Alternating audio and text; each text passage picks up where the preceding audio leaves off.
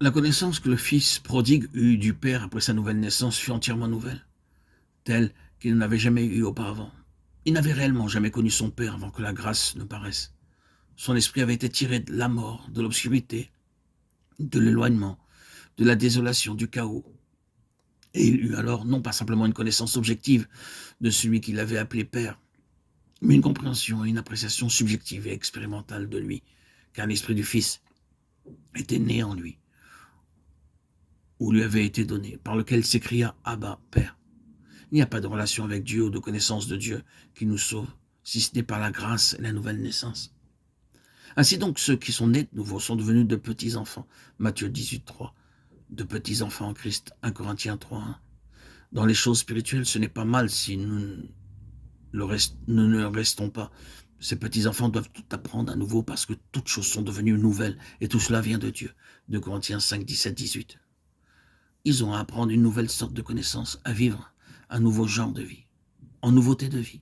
Romains 6, 4. Paul nous dit que nous devons nous conduire comme étant devenus vivants de mort que nous étions. Romains 6, 3.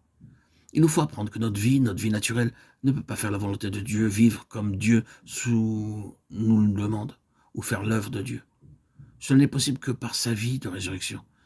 Cette vérité peut nous offenser car elle demande que nous admettions et reconnaissions notre faiblesse. Elle nous demande de confesser que, en nous-mêmes, pour tous les desseins de Dieu, nous sommes impuissants et indignes, et que par nous-mêmes, nous ne pouvons rien faire. Le culte qu'a l'homme naturel pour la force, la capacité, le pouvoir, le succès éprouve un terrible échec lorsqu'il se trouve en présence de cette déclaration que le triomphe universel de Christ sur des hiérarchies plus puissantes que celles de la chair et du sang est établi. Parce que il a été crucifié dans sa faiblesse. 2 Corinthiens 13, 4. Dieu a été réduit à une certaine impuissance. Et la folie de Dieu est plus sage que les hommes, et la faiblesse de Dieu plus forte que les hommes. Considérez, frères, que parmi vous qui avez été appelés, il n'y a ni beaucoup de sages selon la chair, ni beaucoup de puissants, ni beaucoup de nobles. Mais Dieu a choisi les choses folles du monde pour confondre les sages. Dieu a choisi les choses faibles du monde pour confondre les fortes. 1 Corinthiens 1, 25, 27. Se glorifier dans les infirmités afin que la puissance de Christ repose sur lui. C'est un cri qui est bien éloigné du Saül de Tarse naturel. Mais quel changement extraordinaire s'est fait dans sa mentalité. Dieu a cependant toujours tracé une ligne très large entre la force et la puissance naturelle d'un côté et mon esprit de l'autre.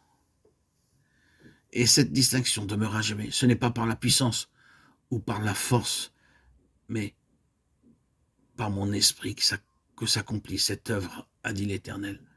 Zacharie chapitre 4 verset 6.